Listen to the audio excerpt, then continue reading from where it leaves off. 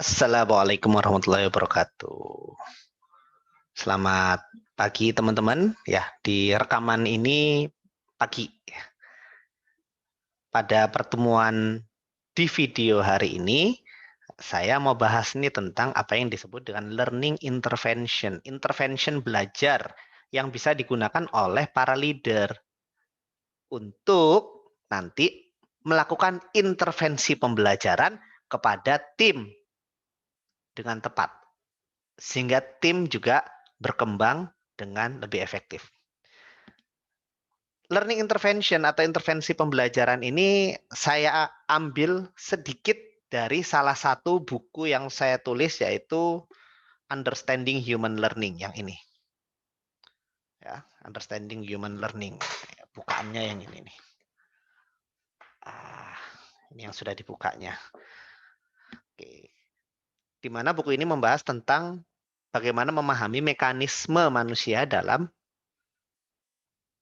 belajar dan bertumbuh. Jadi kita memahami manusianya sehingga kita bisa mendesain dan mengimplementasikan pembelajaran dengan lebih tepat. Terutama misal kalau leader kepada tim yang dia pimpin. Oke, kita langsung saja mulai. Saya share screen dulu. Moga-moga sudah kelihatan ya. Sebentar. Oke. Learning interventions pakai S. Kenapa? Karena intervensinya nanti bisa banyak. Bisa lebih dari satu. Ada banyak macam intervensi yang bisa dilakukan seorang leader kepada timnya. Mungkin gini teman-teman, ada di antara teman-teman penonton agak kurang suka dengan istilah intervensi. Kok kayaknya diintervensi itu kedengarannya kayak nggak oke gitu. Padahal hakikatnya tidak seperti itu. Di awal nanti kita bahas hakikat dari intervensi itu apa sebenarnya. Kenalan dulu, saya Surya. Saya aktivitasnya banyak mengajar, melatih orang, terutama melatih leader dan trainer terkait dengan learning and development. Juga mendesain pembelajaran. Jadi kalau kepada leader-leader ya, kepada para pemimpin, ya, pemimpin bisnis ya kan, di perusahaan, saya banyak membantu para leader untuk bisa mengembangkan timnya dengan efektif sehingga timnya bertumbuh dan bisa mencapai kinerja dengan lebih baik. Kita mulai dari satu filosofi dasar tentang belajarnya manusia. Manusia itu, kita, itu sebenarnya sudah bisa belajar sendiri. Karena manusia itu pembelajar secara otomatis dan alami. Jadi sebenarnya manusia itu nggak perlu diapa-apain, dia udah bisa belajar. Mau bukti? Buktinya adalah kita, yuk bayangin kita, zaman kita kecil. Oh, kita nggak inget kali ya zaman kita kecil. Yang punya anak deh, yang punya anak. Waktu anaknya masih kecil, atau mungkin sekarang masih kecil, untuk belajar jalan dan berbahasa. Jalan dan berbahasa. Itu kecenderungannya apakah banyak diajari sama orang tuanya? Enggak. Pas belajar jalan, apa yang kita ajari sebagai orang tua? Enggak ada. Apa terus kita ajarin, nak gini loh nak caranya jalan. Cara jalanmu salah nak. Yang benar cara jalannya gini. Kayak gitu? Enggak. Waktu berbahasa, mungkin kita mengajarkan satu dua kata-kata, tapi sebagian besar kata-kata yang dikuasai oleh anak-anak kita adalah hasil belajar mandiri. Sama jalan, berdiri, jalan, lari, itu kebanyakan belajar mandiri. Lewat apa? Lewat dia lihat orang tuanya, dia dengar orang tuanya ngomong, dia lihat sekitarnya, dia dengar orang-orang sekitarnya ngomong. Dari situ dia belajar sendiri, dia coba-coba sendiri. Orang tua ngapain? Orang tua hanya menyediakan lingkungannya saja. Tempat buat anak berjalan, kebebasan anak untuk berbicara, kan begitu. Ya kan? Berarti manusia memang sejak kecil bahkan sudah terlahir sebagai pembelajar mandiri. Begitu kita makin dewasa, makin banyak tuntutan. Tuntutannya apa? Contoh nih, contoh. Waktu sudah sekolah SD, dituntut 6 tahun kudu lulus. Itu tuntutan. Lulus itu berarti ada profil lulusan kan? Kudu mencapai kualitas sekian, sekian, sekian, sekian, sekian. Lulus. Kan nggak mungkin juga kita lulus kelas 6 SD tapi nggak bisa perkalian. Betul nggak? Betul nggak? SMP ada target 3 tahun, kudu begini. SMA 3 tahun, kudu begitu. Kuliah 4 tahun mesti bisa bla bla bla. Ya kalau kuliah masih bisa telat lah ya kayak saya. Oh, telat apa harus 4 tahun dengan begini begini begini. Nah, waktu kerja sama. Waktu kerja juga ada kinerja yang mesti dicapai. KPI-mu kalau kerja begini. Kita kalau punya tim kita kan kita kasih target, benar nggak? Sama kita pun ditarget sama atas kita kalau kita karyawan, misalnya kita manajer di perusahaan. Atau kalau kita punya bisnis sendiri, maka kita punya target pencapaian bisnis kita. Begitu sudah ada target-target, maka proses belajar tidak bisa dibiarkan hanya dengan mandiri.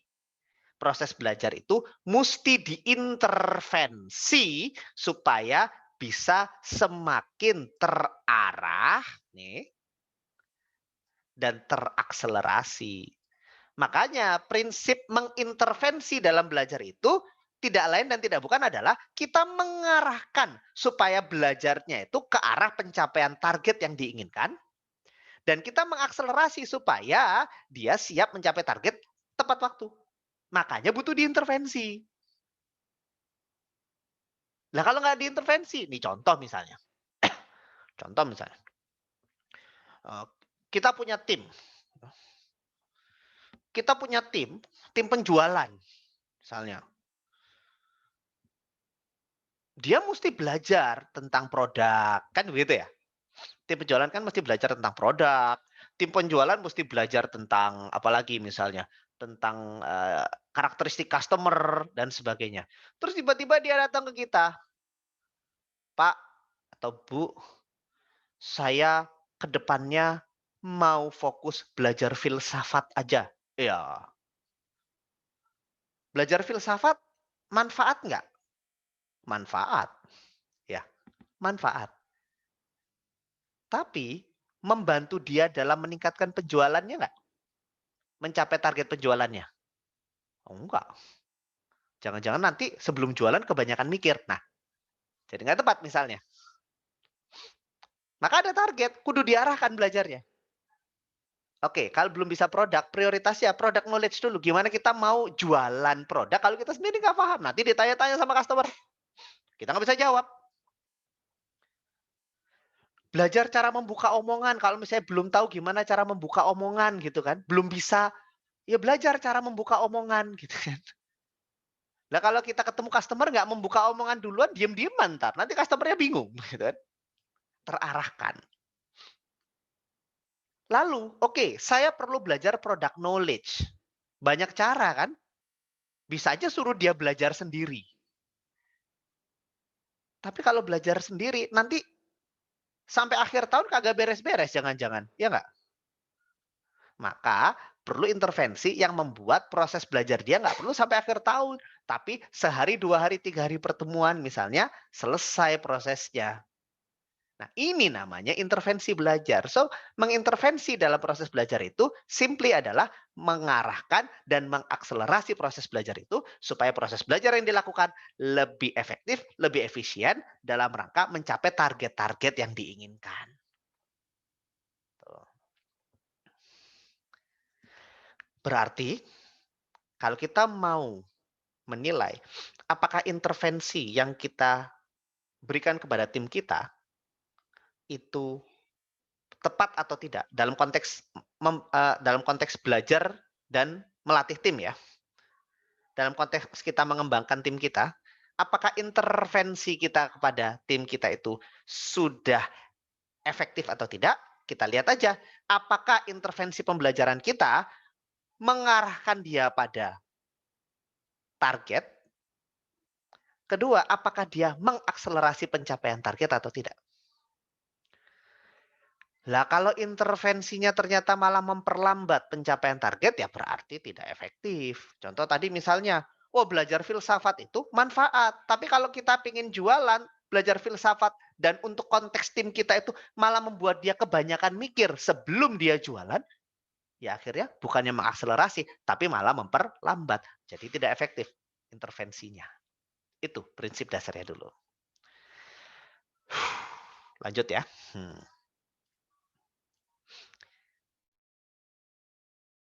Contoh aja.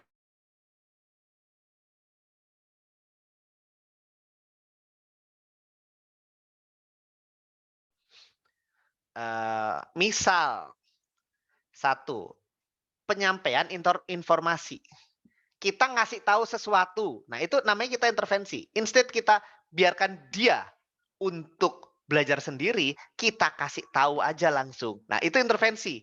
Salah satu bentuk intervensi adalah penyampaian informasi. Tak kasih tahu ya. Nah, gitu kan. Gini loh. Saya kasih tahu yang benar itu begini. Yang kedua, bisa ngasih arahan. Lakukan ini, jangan lakukan itu. Nah, itu intervensi memberikan arahan misalnya. Jangan belajar filsafat dulu untuk sekarang. Boleh nanti. Sekarang kan kamu mesti jualan. Belajar dulu dong produknya. Kan belum bisa. Itu misalnya. Itu namanya memberi arahan. Yang ketiga, menunjukkan cara kerja sesuatu. Ya, beda dengan sekedar menyampaikan informasi, tapi menunjukkan cara kerja sesuatu, mendemokan sesuatu. Misalnya, kalau kita jualan pisau, pisau saya ini pisau yang tajam sekali, ya kan? Maka menunjukkan cara kerja sesuatu itu langsung aja dipotongin, brek tuh tajam kan? Tuh. Kalau dalam konteks melatih orang, misalnya si pisau itu, saya pengen ngajarin tim saya gimana cara pakai pisau ini supaya nanti dia bisa jelasin ke customer. Mungkin nanya cara pakai pisaunya gimana. Ini contoh aja ya. Saya mesti ngajarin customer saya cara pakai pisaunya. Gitu kan? Maaf. Saya mesti ngajarin sales saya cara kerja pisaunya supaya nanti dia bisa jelasin ke customer gitu ya. Gitu ya. Maaf agak belepotan. Maka kalau menyampaikan informasi, saya ngajarin cara pakai pisaunya begini nih. Begini. Pisaunya mesti ditekankan ke dalam bendanya. Lalu dorong ke bawah. Nah, itu penyampaian informasi. Kalau menunjukkan cara kerja sesuatu, ambil pisaunya, pegang barangnya. Gini ya, lihat. Lihat ini ya. Nih. Ditekannya segini aja ya. Krek. Nah, dorong ke bawahnya gini nih. Krek. Gitu ya. Itu menunjukkan cara sesuatu. Menunjukkan cara kerja sesuatu. Itu intervensi. Biasanya kalau seorang leader jadi mau ngajarin timnya, contoh nih jualan. Saya pakai contoh jualan aja terus biar konsisten dari awal. Pak, saya bingung caranya jualan. Wes, gini, customermu mana? Saya yang jualan, kamu lihat. Nah, itu menunjukkan cara kerja sesuatu. Nyontoin. Berikutnya, mengajukan pertanyaan. Mengajukan pertanyaan itu si leader, kita sebagai leader mengajukan pertanyaan yang membuat dia mikir. Jadi biasanya mengajukan pertanyaan itu ingin supaya tim kita itu mikir. Supaya apa? Mikir. Contoh misalnya, tim saya, biasanya tim penjualan saya gini. Pak, saya sudah belajar, Pak. Kalau kita ketemu sama customer yang rewel, ya, kita dengerin aja. Oh, teorinya kan dengerin aja. Jadi kita sabar aja Pak dengerin. Nah, terus kita ajukan pertanyaan gini. Oke, berarti kan itu butuh waktu lama dong ketemuannya, karena kamu akan dengerin dia dulu. Kalau ternyata customer kita nggak punya waktu lama gimana? Mikir kan dia? Sebentar. Dengerin aja lama. Nanti kalau customer saya nggak punya waktu lama, kapan saya jelasin produknya? Tujuannya kan jualan, bukan buat dengerin curhat. Nah, pertanyaan dari leader itu bikin mikir. Dan saat dia mikir, tim kita mikir, itu bagian dari dia belajar. Itu intervensi mengajukan pertanyaan.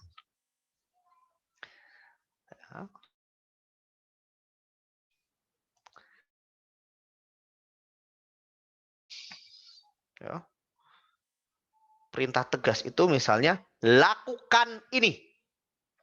Kalau memberi arahan kan cuman, oke, kamu lakukan ini, jangan lakukan itu. Kalau perintah tegas, no kompromi. Yang penting ini, nggak boleh banget yang lain, tidak ada negosiasi. Itu ciri khas perintah tegas. Loh, itu bisa dipakai sebagai intervensi belajar, bisa. Nah, nanti kita akan ketemu konteks apa yang cocok. Ya. Kalau memberi arahan, toh masih ada ruang negosiasi. Kalau perintah tegas, tidak ada negosiasi. Lakuin aja dulu. Gitu kan kadang-kadang.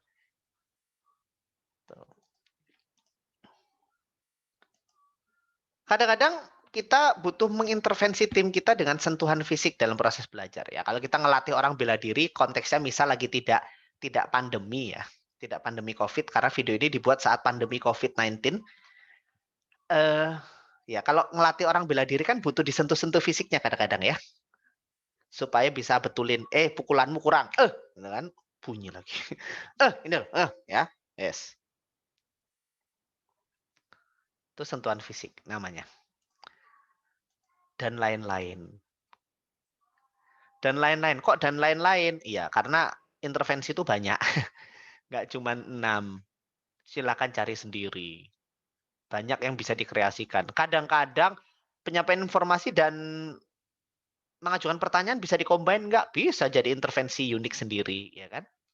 Coba-coba ngulik ya teman-teman. Dari sini aja kita bisa melihat bahwa ternyata kalau kita mau melatih dan mengembangkan tim kita, intervensinya banyak alternatif. Tapi saya pribadi melihat, ini yang saya lihat ya, moga-moga tidak di teman-teman. Banyak leader yang saat diminta melatih timnya, saat merasa harus melatih timnya, fokusnya pada ini nih. Satu, sama ini.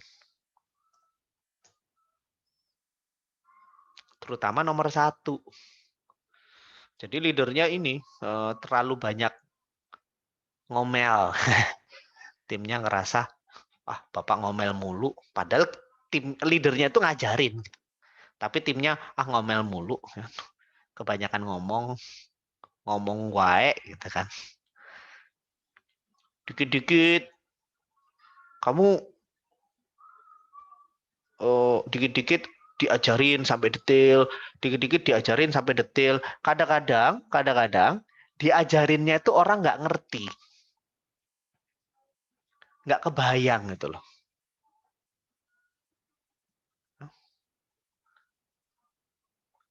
Kamu ini ya, kamu nanti kalau misalnya, jadi caranya jualan itu ya,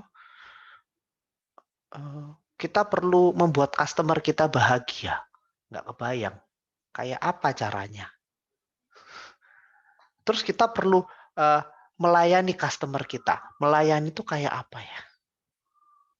Kita mesti memuaskan customer kita.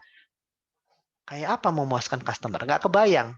Akhirnya terjadilah penyampaian informasi berupa slogan-slogan yang terlalu permukaan. Yang nggak bisa dibayangin sama timnya. Begitu eksekusi di lapangan, timnya bingung sendiri. Oh, ya saya harus memuaskan customer saya. Caranya piye? Itu ciri-ciri intervensi yang kurang arahan, ya kan? Kurang ditunjukin caranya, gitu kan? Gitu. Dan sebagainya. So, intervensi tidak sekedar soal penyampaian informasi. Makanya teman-teman leader, saat teman-teman mesti mengembangkan tim, teman-teman tidak hanya sekedar berpikir, saya harus ngajarin apa. Saya harus ngasih materi apa. Itu cuma satu. Banyak intervensi yang bisa kita lakukan. Contoh nih ya, kita langsung bahas saja beberapa konteks dalam kepemimpinan. Kalau kita ingin tim kita belajar ilmu baru, intervensi apa yang cocok? Penyampaian informasi dan menunjukkan cara kerja sesuatu, betul nggak? Kalau kita ingin tim kita itu belajar meng-create ide baru, kan ini bagian dari pembelajaran. Belajar meng-create ide-ide baru. Apa bisa tim kita belajar untuk meng-create ide baru kalau kita intervensinya perintah tegas? Perintah tegas itu memang intervensi tidak untuk membuat tim belajar kreatif. Orang nggak bisa kreatif dengan dikasih perintah tegas karena perintah tegas itu menutup ruang untuk negosiasi, diskusi, dan berpikir. Maka untuk membuat tim belajar meng-create ide baru, ajukan pertanyaan-pertanyaan yang bikin mikir kayak tadi tuh. Loh, kenapa tim perlu dilatih untuk meng-create ide baru? Biar nanti ke depannya nggak leadernya mulu yang mikir, ya. Kan gitu. Dari sekarang latihlah tim kita untuk bisa mikir ide-ide baru. Supaya nggak dikit-dikit nanya menurut Bapak gimana, menurut Ibu gimana. Kalau kita semua yang mikirin pusing pula begitu kan. Dan itu tidak bisa langsung, perlu belajar, perlu dilatih. Maka sering-seringlah coba bantu dia meng-create ide-ide baru sebagai bagian dari proses belajarnya. Kalau kita ingin tim kita belajar disiplin dengan tugas dan target gimana? Baru perintah tegas. Karena kedisiplinan itu juga perlu dilatih pada tim kita. Ada tim kita yang memang secara alamiah disiplin, ada yang enggak. Maka berikan perintah tegas supaya apa? Dia berlatih disiplin.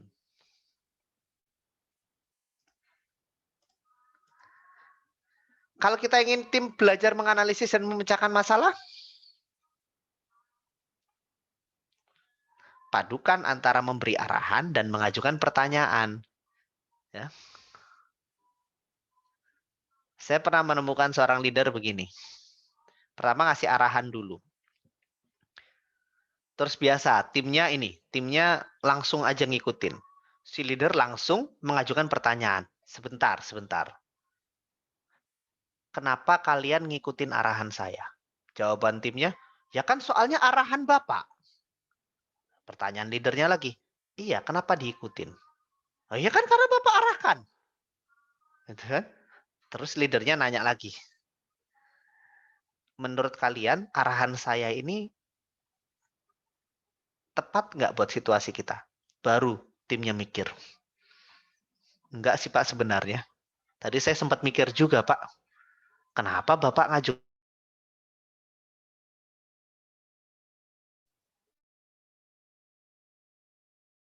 Tapi ya saya ikut aja karena arahan Bapak. Begitu kan.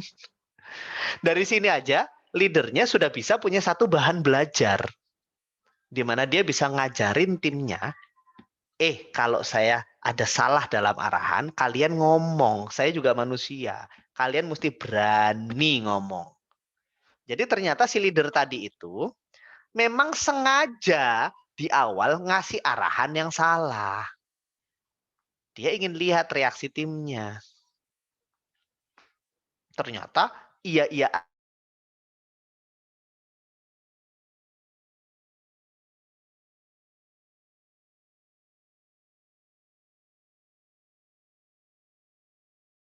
kalau ketemu masalah, dia nggak bisa memecahkan masalah.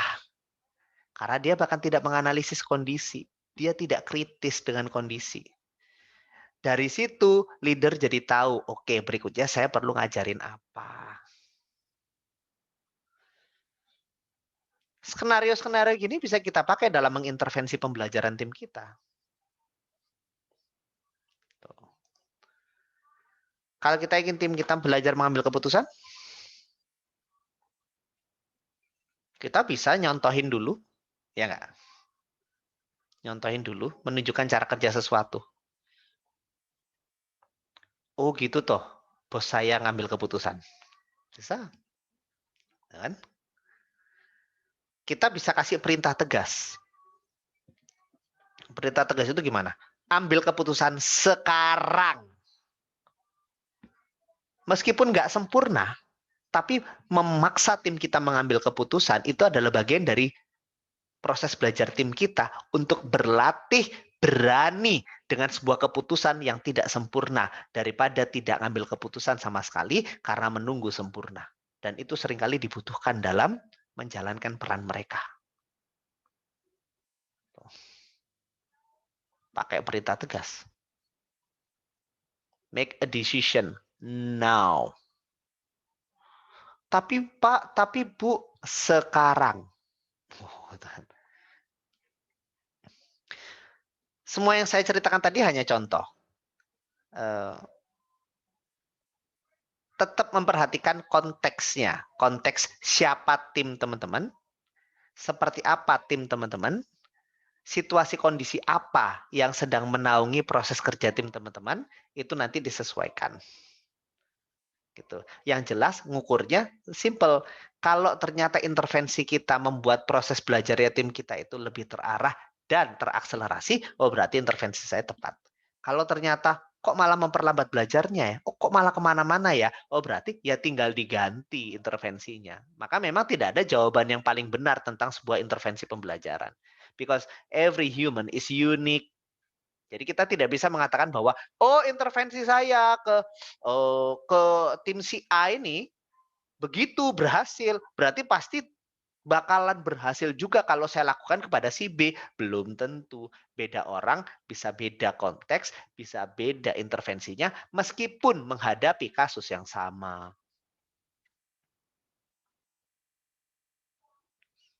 Karena itu, untuk melakukan intervensi pembelajaran dengan tepat kepada tim kita, kuncinya tidak sekedar di intervensinya, tapi ini loh. Kita perlu observe dengan teliti setiap orang. Supaya kita tidak salah intervensi. Observe itu gimana? Ya, kita memperhatikan tim kita ngelihat tim kita lihat perkembangan tim kita. Sudah sejauh mana? Makanya bagi leader perlu untuk mengenal timnya. Bagi leader sangat perlu untuk mengenal timnya. Tim saya ada 1.000 orang, Pak. Masa saya kenal satu-satu? Nggak harus semua. Minimal yang direct report di bawah kita.